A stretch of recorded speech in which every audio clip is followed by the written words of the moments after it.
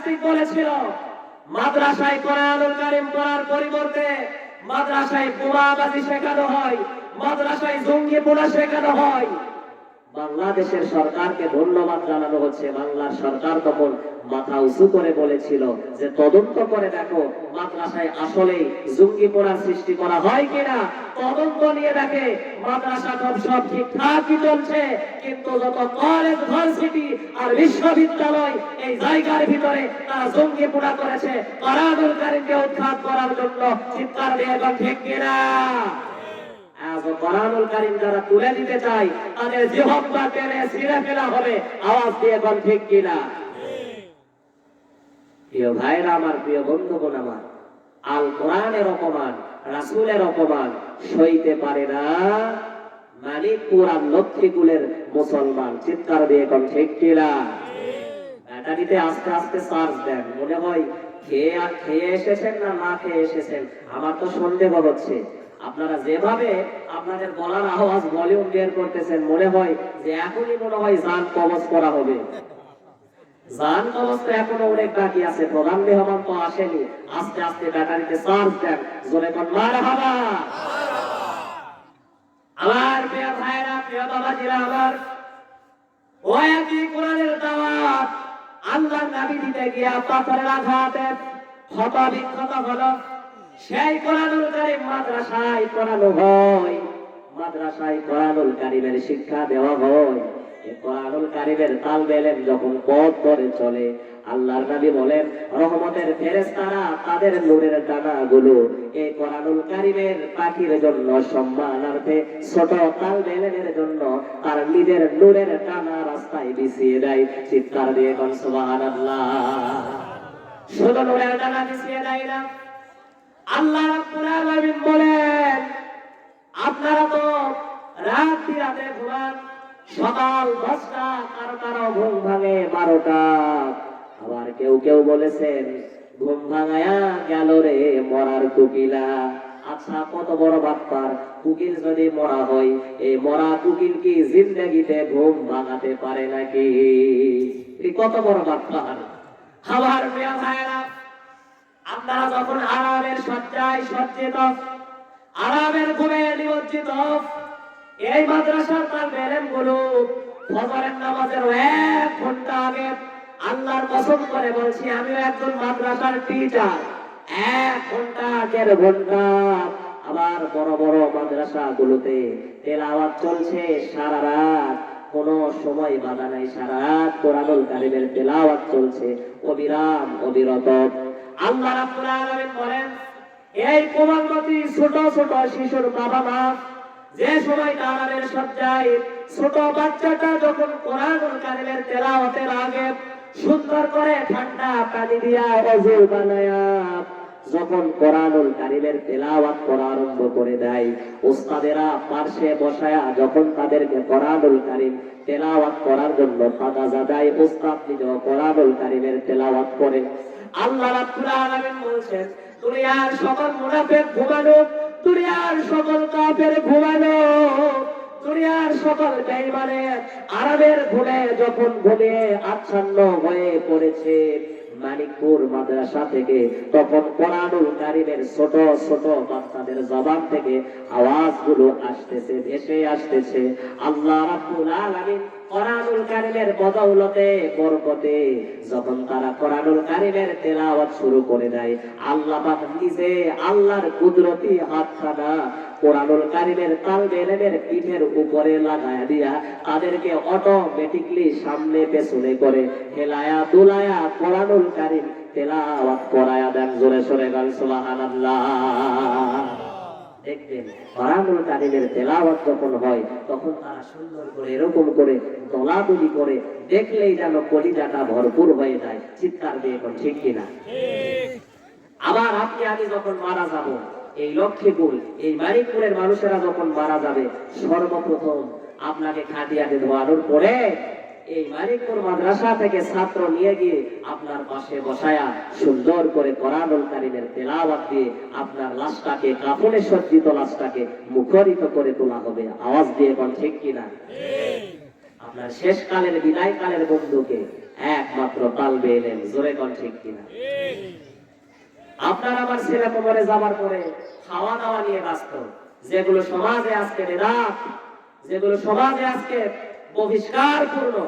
খরচ করবেন তো মরার আগে। বাবা বেঁচে থাকতে জিন্দাগিতে বাবাকে দেখে না, যখন বাবা মরেছে তখন দরদ উতলে উঠে। ওই বাবাকে এই বেয়াদব জিন্দাগিতে ভাত দেয়নি, অথচ বাবা মরে যাবার পরে লক্ষ কোটি টাকা খরচ করে মাজলিসের আয়োজন করে ধনীদেরকে খাওয়ায়া দেয়, নিজের বাবাকে ভাত দেয়নি। এই বাটপারের চারানা পয়সারও দাম নাই। জোরে সোরে কোন ঠিক কিনা?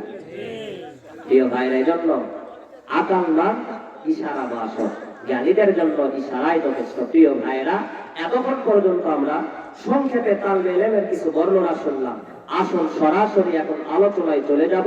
আমি সূরা মুনাফিকুন থেকে আপনাদের মাঝে তেলাওয়াত করেছিলাম সর্বশেষ আয়াতে কারিমা 10, 11। এই সূরাতে আয়াত সংখ্যা মোট 11টি। জোরে কোন তো কয়টি? 11টি। প্রিয় ভাইরা, প্রোগ্রামগুলো চলছে, যার কারণে আমি নিজে একটু অসুস্থতার ভিতরে আছি। তারপরেও খুব কষ্ট হচ্ছে, আপনাদের একটু বিরক্ত করতেছি। আপনারা বেজার হচ্ছেন না তো? রাত করেননি তো? ঘুমে ধরে না তো? এক বক্তা গল্প শুনেন। এক বক্তা স্টেজে ওঠার পরে সব বন্ধ করে একেবারে গান শুরু করে দিয়েছে। এখন তো নকলে ভরা। কি বক্তা? বলে যে বজলুর রশিদের নকল। ওই কি বক্তা? বলে আব্দুল খালিকের ফটোকপি। বলে কি বক্তা? যে আল্লামা সাঈদীর দ্বিতীয় সাঈদী। মানে আরেকজনের কোনটা আরেকজন নকল করে বয়ান করতেছে। তো যতক্ষণ পর্যন্ত ওই টান না আসে ততক্ষণ পর্যন্ত বক্তা টানতেই থাকে। জোরে কোন ঠিক কিনা? প্রিয় ভাইরা, নিজের যোগ্যতাটাকে কাজে লাগানো দরকার। এগুলো আমার অপছন্দ নেই, এগুলো ভালো লাগে না। প্রিয় বন্ধু, তো এক বক্তা এরকম টান দিতে গিয়া সব বন্ধ করে টানাটানি শুরু করেছে।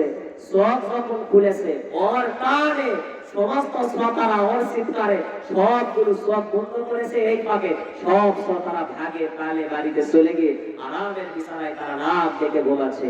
এখন বক্তা যখন সব খুলেছে, সব খোলার পরে দেখে সব গুনাস একজনও নাই। এই যে বাবাজির মতো একজন, এনার মতো কোনায় একজন বসে শীতে থরথর করে কাঁপতেছে।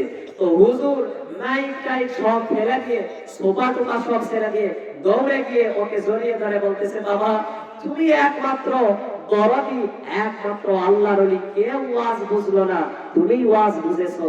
তোমাকে নিঃসন্দেহে আল্লাহ পাক আজকে ওলি বানায় দিয়েছে। তুমি একমাত্র আল্লাহওয়ালা। তো বেচারি এবার বক্তাকে ঝিটকা মেরে বলেছে, বেটা সরেন, আমি আল্লাহওয়ালা নই, আমি হচ্ছি মাইকওয়ালা। ঠিক কিনা? বলে যে তুমি যদি মাইক না ছেড়ে দাও তাহলে তো আমার গাড়িতে যাওয়ার কোনো চিন্তা নাই। তো মাইক নিয়ে ধরে বসে আছো, টানাটানি শুরু করেছো। আমি বেটা বিপদে পড়ে এই জায়গাতে বসে আছি। মাইক তাড়াতাড়ি ছাড়ো, আমিও গাঁটটি গুট্টি বেঁধে বাড়িতে চলে যাব। জোরে সোরে গান ঠিক কিনা? প্রিয় ভাইরা, আসেন কোরআনুল কারীম থেকে দান সাদগার কিছু আলোচনা করব।